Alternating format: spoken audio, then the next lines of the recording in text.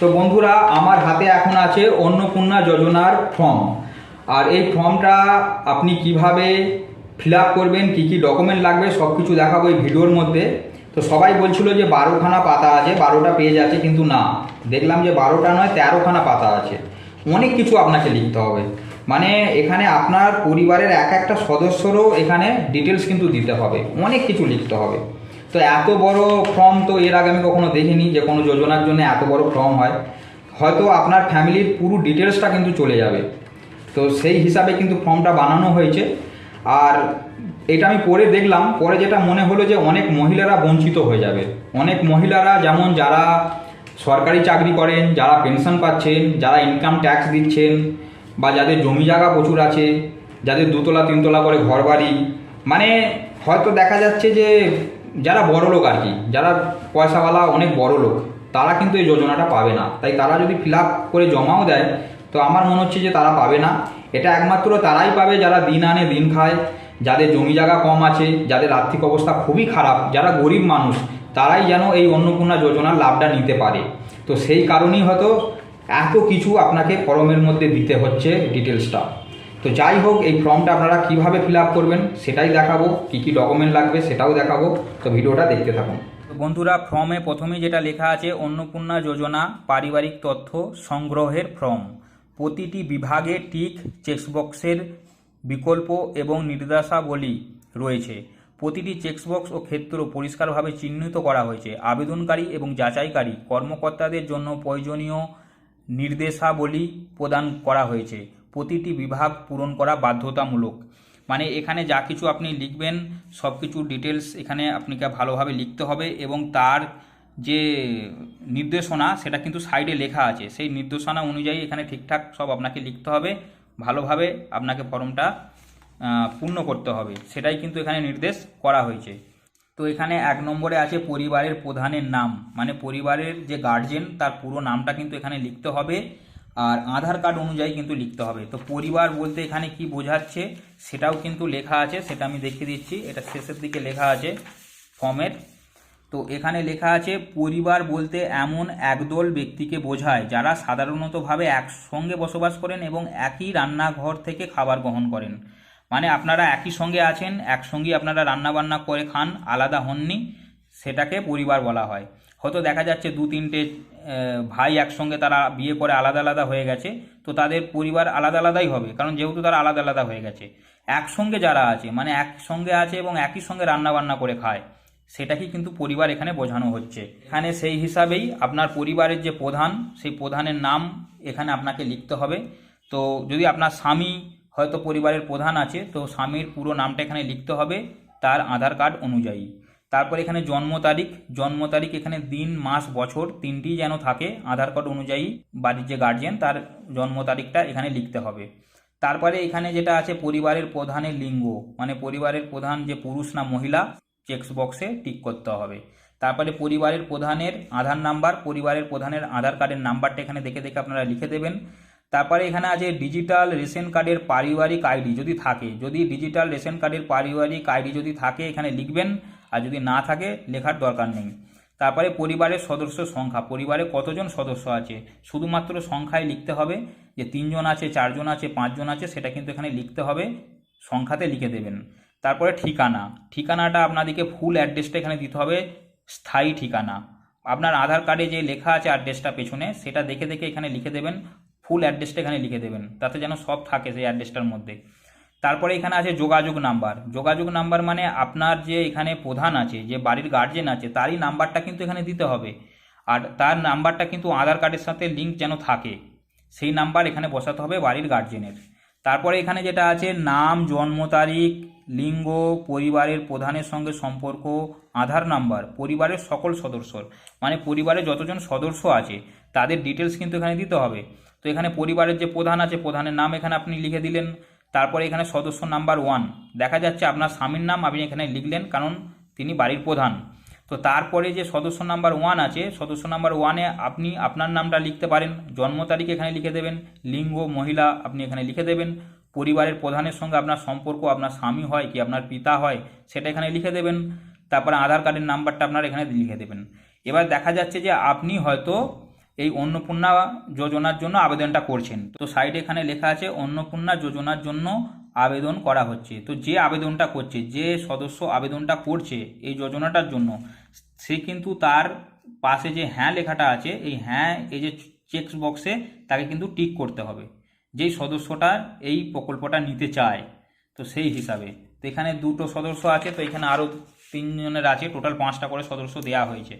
তো পরিবারের সদস্যদের এখানে সমস্ত কিছু লেখার পর যে সদস্যটা এই যোজনাটা পেতে চায় তার পাশে এই হ্যাঁটায় টিক করতে হবে। তারপরে যেটা আছে এখানে যে পরিবারের প্রধান এবং পরিবারের সকল প্রাপ্তবয়স্ক সদস্যদের ব্যাংক অ্যাকাউন্ট, মানে পরিবারে যে কজন সদস্য আছে যারা প্রাপ্তবয়স্ক, মানে 18 বছর বয়স হয়ে গেছে, সেই সব সদস্যদের ব্যাংকের অ্যাকাউন্ট নাম্বার এখানে দিতে হবে। আর সেই অ্যাকাউন্টটা অবশ্যই যেন আধার কার্ডের সাথে লিঙ্ক থাকে, ডিবিটি লিঙ্ক যেন করা থাকে, সেটা কিন্তু সাইডে লেখা আছে। সেই অ্যাকাউন্ট নাম্বারগুলো এখানে দিতে হবে। তো প্রথমে বাড়ির যে হেড আছে, যে গার্জেন আছে, তার এখানে নামটা এখানে লিখবেন। তারপরে তার ব্যাংকের যে নামটা, কি ব্যাংকে তার খাতা আছে সেটা এখানে লিখবেন। অ্যাকাউন্ট নাম্বার এখানে লিখে দেবেন, আইএফসি কোডটা এখানে লিখে দেবেন। এগুলো কিন্তু আপনার ব্যাংকের পাসবুকই আপনারা পেয়ে যাবেন, দেখে দেখে এখানে লিখে দেবেন। সেই হিসাবে বাড়ির 1 নম্বর সদস্য, 2 নম্বর সদস্য, 3 নম্বর সদস্য, বাকি যারা যে সদস্যর ব্যাংকের অ্যাকাউন্ট আছে প্রাপ্তবয়স্ক যারা, তাদের কিন্তু সেম টু সেম এইভাবেই লিখে দিতে হবে। আচ্ছা, তারপরে কি আছে এখানে, তারপরে এখানে আছে এপিক হেড অফ ফ্যামিলি, বাড়ির যে হেড আছে, এবং সকল প্রাপ্তবয়স্ক সদস্য ভোটার তালিকার অংশ নম্বর সহ। মানে এখানে যে হেড অফ ফ্যামিলি, মানে বাড়ির যে হেড আছে, তার এখানে এপিক নাম্বারটা লিখতে হবে। ভোটার কার্ডের উপরই লেখা আছে, দেখে নেবেন। এপিক নাম্বারটা এখানে দিলেন। তারপরে বিধানসভা ক্ষেত্রর নামটা এখানে লিখতে হবে এবং অংশ নাম্বারটা লিখতে হবে। সেই হিসাবে সদস্য আরও যারা যারা আছে সেই সব সদস্যরও যদি ভোটার কার্ড থাকে, সেই ভোটার কার্ডের এপিক নাম্বার দিতে হবে, বিধানসভা ক্ষেত্র অংশ এই হিসাবে এখানে আপনাদের লিখতে হবে। তারপরে যেখানে আছে যে বিভাগে এখানে আপনি জাতিটা আপনার লিখতে হবে, শ্রেণীটা যে কি শ্রেণী, এসটি, এসসি, ওবিসি, তো এখানে সব লেখা আছে, আপনারা পরে দেখে নেবেন। তো সেই হিসাবে আপনারা যেই উপজাতির শ্রেণীর মানুষ, কিন্তু সেই চেক বক্সের পাশে আপনাকে টিক করে দিতে হবে। তারপরে এখানে আছে রেশন কার্ড খাদ্য ভর্তুকি, মানে আপনার কি ডিজিটাল রেশন কার্ড আছে? যদি হ্যাঁ হয় তাহলে হ্যাঁ এখানে টিক করতে হবে এই বক্সে, আর যদি না হয় নায়ে এখানে বক্সে আপনাকে ঠিক চিহ্নটা দিতে হবে। তো এখন তো অধিকাংশ লোকের কাছেই ডিজিটাল রেশন কার্ড আছে, তো হ্যাঁ এখানে আপনারা টিক করবেন, আর যদি না থাকে তাহলে না টিক করবেন। তারপর এখানে লেখা আছে যদি হ্যাঁ হয় তবে কার্ডের ধরন উল্লেখ করুন, মানে আপনার কাছে কি কার্ড আছে, AAY, PHH, SPHH, RKSYI, মানে এই যে এগুলো লেখা আছে, এর মধ্যে কোন ধরনের কার্ডটা আছে, এটা কিন্তু রেশন কার্ডের ওপরই লেখা আছে, আপনারা দেখে নেবেন। সেই হিসাবে এই বক্সে আপনাকে টিক করতে হবে যেই ধরনের রেশন কার্ড আপনার কাছে আছে। তারপরে এখানে আছে পরিবারটি রেশন দোকান থেকে মাসিক রেশন তুলছে কিনা, মানে আপনি কি প্রত্যেক মাসে রেশন তোলেন? যদি হ্যাঁ হয় হ্যাঁ, না হয় না। তাহলে যদি তুলে থাকেন তাহলে হ্যাঁ আপনারা টিক করে দেবেন। তারপরে এখানে আছে বাড়ির ধরন, আপনার বাড়িতে 3 বা তার বেশি পাকা ঘর রয়েছে, হ্যাঁ ইয়া না, মানে আপনার পাকা ঘরের যে রুম আছে 3টে বা 3টের বেশি যদি থেকে থাকে তাহলে কিন্তু এখানে লিখতে হবে হ্যাঁ, আর যদি না থাকে, হয়তো 2টো আছে কি 1টা আছে, তাহলে না এতে আপনারা টিকটা করবেন। তারপরে লেখা আছে পারিবারিক জমির মালিকানা, তো পারিবারিক জমির মালিকানা যদি হয়ে থাকে তাহলে হ্যাঁ দিতে হবে, আর যদি না হয় না টিক করতে হবে। তারপরে কি আছে, তারপরে এখানে আছে যে পরিবারের সকল সদস্যর মোট জমির পরিমাণ, মানে পরিবারে যতজন আছে আপনার পরিবারে তাদের টোটাল মানে কতটা জমি আছে সেটা কিন্তু শতক হিসাবে এখানে লিখতে হবে যে কত শতক জমি আছে। তারপরে এখানে আছে যানবাহন, আপনি পরিবারের কোনো সদস্য কি অবাণিজ্যিক মোটর চালিত 4 চাকার গাড়ি আছে, মানে আপনার যদি কোনো প্রাইভেট কার থাকে 4 চাকা, তো সেখানে হ্যাঁ ইয়া না এটাতে ক্লিক করতে হবে যদি 4 চাকা থাকে। তো যদি হ্যাঁ হয় তাহলে এখানে গাড়ির সংখ্যা উল্লেখ করতে হবে, গাড়ির রেজিস্ট্রেশন নাম্বারটা এখানে লিখে দিতে হবে, আর যদি না হয় তাহলে নাই আপনি টিক করবেন। টিক করলেই তাহলে আপনাকে আর এই কোনো কিছু লিখতে হবে না। তো যারা গরিব মানুষ তার তো 4 চাকা থাকবে না, তারা না এতে টিক করবে, আর যদি থেকে থাকে তাহলে হ্যাঁ এখানে টিক করতে হবে। তারপরে এখানে আছে পরিবার ভিত্তিক সদস্যদের স্বাস্থ্য বীমা, মানে পরিবারের যদি কারোর বীমা থাকে, স্বাস্থ্য বীমা যদি থাকে, সেখানে কিন্তু হ্যাঁ এইখানটায় টিক করতে হবে, আর যদি না হয় তাহলে নাই আপনাকে টিক করতে হবে। আর যদি হ্যাঁ আপনি টিক করেন যদি কারোর থাকে, ঠিক আছে, যদি বাড়ির যে হেড আছে, যে গার্জেন আছে, তার নামও থাকতে পারে, তো সেটা এখানে টিক করতে হবে। সরকারি না বেসরকারি সেটা এখানে টিক করতে হবে। প্রিমিয়ামের যে বিবরণটা আছে সেটা কিন্তু এখানে দিতে হবে। আর বাকির অন্য যারা সদস্য আছে তাদের নামও যদি থাকে, সেম টু সেম এইভাবেই আপনাকে লিখতে হবে, সরকারি কি বেসরকারি, প্রিমিয়ামের বিবরণ এগুলো দিতে হবে। তারপরে যে নিচে আসছে, এখানে আসছে কোনো সদস্য কি আয়কর বা পেশাগত কর প্রদান করেন। আপনি কি মানে ট্যাক্স ফ্যাক্স যদি আপনি দিয়ে থাকেন বা আপনার পরিবারের কেউ দিয়ে থাকে, তাহলে সেখানে হ্যাঁ এটাতে টিক মারতে হবে, আর যদি না হয় তাহলে না এখানে আপনাকে টিক করতে হবে। তারপরে আছে পরিবারের সদস্যর প্যান কার্ড যদি থাকে, পরিবারের সদস্যদের প্যান কার্ড যদি থাকে আপনাকে এখানে দিতে হবে। তো প্যান কার্ড তো থাকবেই, প্যান কার্ড ছাড়া তো আপনি ব্যাংকের অ্যাকাউন্টও খুলতে পারবেন না, তো প্যান কার্ড যদি থাকে তো আপনাকে দিতেই হবে। তো বাড়ির যে হেড আছে তার নাম এখানে লিখবেন, তার প্যান কার্ড নাম্বারটা এখানে লিখবেন, তারপরে অন্য যে সদস্য আছে তার নাম এখানে লিখলেন, প্যান কার্ড নাম্বারটা এখানে লিখে দিলেন, এরমভাবে সদস্যদের যাদের আছে লিখতে হবে। তারপরে আছে কি, তারপরে এখানে আছে কর্মসংস্থানের ধরন, মানে কি কর্ম করা হয়, কি কাজটা করা হয়। তো পরিবারের প্রধান যেই কাজটা করে এখানে লেখা আছে সাইডে, যে সে কি কাজ করে, সরকারি চাকরি করে কি বেসরকারি করে কি পারিযায়ী শ্রমিক আছে কি বেকার আছে, যা কিছু আছে এই যে বক্সের পাশে আপনাকে টিক করে দিতে হবে যেই কাজটা উনি করেন। তারপরে বাড়ির অন্য সদস্য, 1 নম্বর সদস্য সে কি কাজ করে, 2 নম্বর সদস্য আছে সে কি করে, তো সেই হিসাবে সদস্যদেরও এখানে আপনারা পাশে টিক করে দেবেন সে যেই কাজটা করে।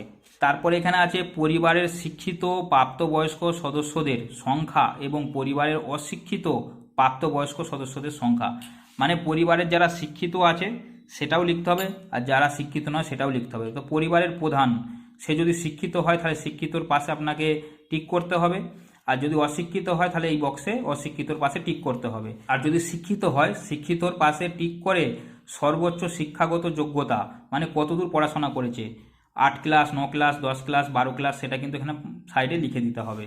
সদস্য নাম্বার 1, তো সদস্যতে আর যদি কেউ শিক্ষিত থাকে তাহলে শিক্ষিততে আপনি ক্লিক করবেন, সর্বোচ্চ শিক্ষাগত যোগ্যতা তার কত সেটা এখানে লিখবেন, এই হিসাবে বাকি সদস্যদেরও লিখতে হবে। এখানে লেখা আছে পরিবারের সকল শিক্ষিত প্রাপ্তবয়স্ক সদস্যদের সর্বোচ্চ শিক্ষাগত যোগ্যতা প্রদান করুন, মানে সর্বোচ্চ যতটা পড়াশোনা করেছে সেটা কিন্তু পাশে লিখে দিতে হবে, ওই যে 12 পাস কি 10 ক্লাস পাস সেগুলো এখানে লিখতে হবে, মানে পড়াশোনা যতটা করেছে আর কি সেটা লিখতে হবে, প্রত্যেকটা সদস্যদের এখানে বিবরণটা দিতে হবে।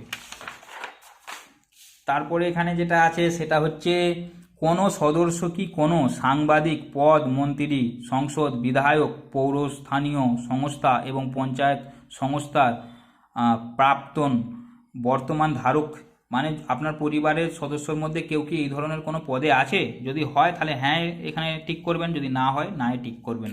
আর যদি থেকে থাকে তাহলে কিন্তু যিনি এই পদে রয়েছেন তার সদস্য নাম্বারটা এখানে লিখে দিতে হবে।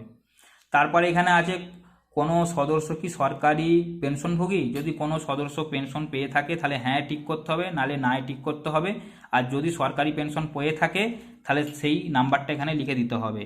তারপর এখানে লেখা আছে কোনো সদস্য কি সরকারি পেনশনভোগী, যদি কোনো সদস্য পরিবারের পেনশন পায় তাহলে হ্যাঁ এই বক্সে টিক করতে হবে, আর যদি না হয় না টিক করতে হবে। যদি পেয়ে থাকে তাহলে সরকারি পেনশনভোগী তার সদস্য নাম্বারটা এখানে লিখে দিতে হবে। আর এখানে নির্দেশটা আপনারা, নির্দেশনা যেটা লেখা আছে, যে ওপরে যেটা নির্দেশনা লেখা আছে এইটা কিন্তু সাইডে অবশ্যই পড়ে দেখে নেবেন।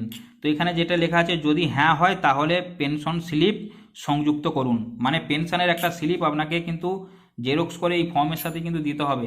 ওই জন্য এই যে নির্দেশগুলো আছে প্রত্যেকটা ফর্মের প্রত্যেকটা পাতার কিন্তু এই যে সাইডে যে নির্দেশগুলো আছে এগুলো আপনারা কিন্তু পড়ে দেখে নেবেন।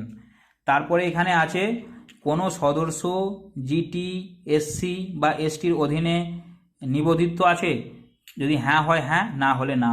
তারপরে এখানে আছে পরিবারের বার্ষিক আয় কত টাকা, তো এখানে বার্ষিক আয় কত টাকা আপনারা দিয়ে দেবেন, আপনাদের পরিবারের যেটা বার্ষিক আয়, মাস 2 লাখ 3 লাখ, সেটা কিন্তু এখানে বার্ষিক আয়টা আপনাদেরকে এখানে লিখে দিতে হবে। তারপরে এখানে আছে সিএএ আবেদনের বর্তমান অবস্থা যদি থাকে, সিএ এর আবেদন যদি আপনি করে থাকেন তাহলে কিন্তু এখানে আবেদন করা হয়েছে, যদি হ্যাঁ হয় তাহলে আবেদন নাম্বারটা এখানে লিখতে হবে, যদি ইস্যু করা হয়েছে যদি হ্যাঁ হয় সার্টিফিকেট নাম্বারটা এখানে দিতে হবে। আর যদি আপনি সিএতে আবেদন নাই করে থাকেন তাহলে প্রযোজ্য নয়, এই প্রযোজ্য নয় এইটাতে আপনাকে টিক করতে হবে। তো এইভাবে বাকি সদস্যদেরও এইভাবে আপনি করে দেবেন। যদি প্রযোজ্য না হয়, সিএতে যদি আপনার আবেদন না থাকে, তাহলে প্রযোজ্য নয় এগুলোতে টিক করে দেবেন।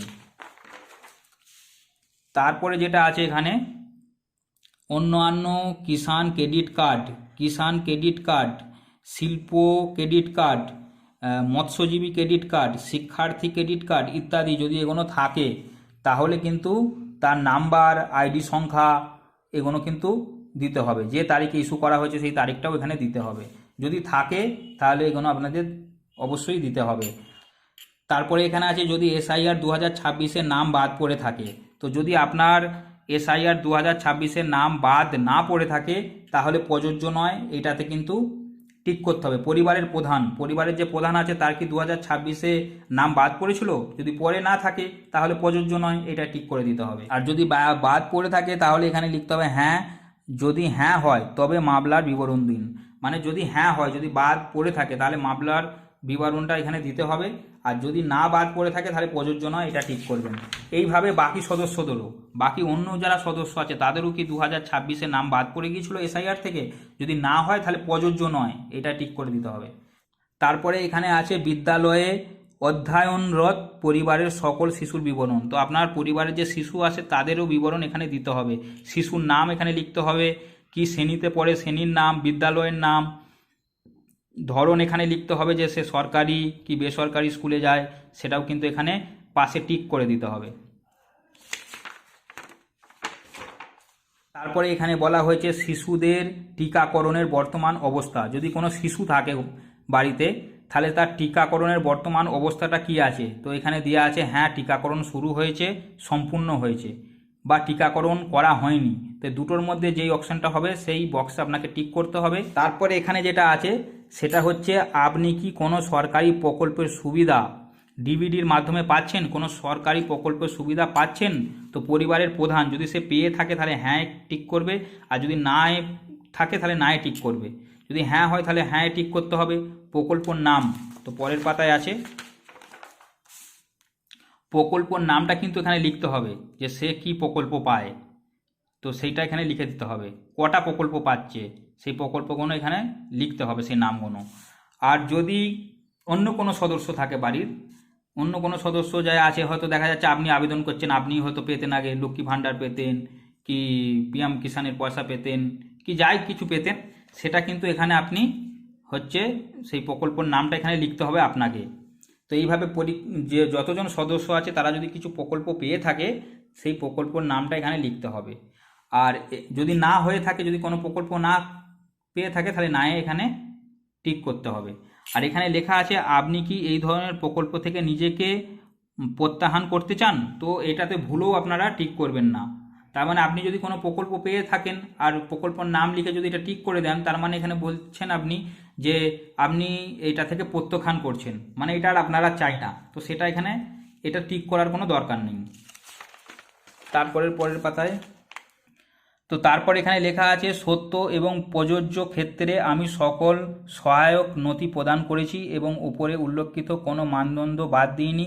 আমি অবগত যে আমার প্রদত্ত কোনো তথ্য মিথ্যা প্রমাণিত হলে আমার সামাজিক সুরক্ষা সংক্রান্ত সুবিধা সমূহ বন্ধ হতে পারে।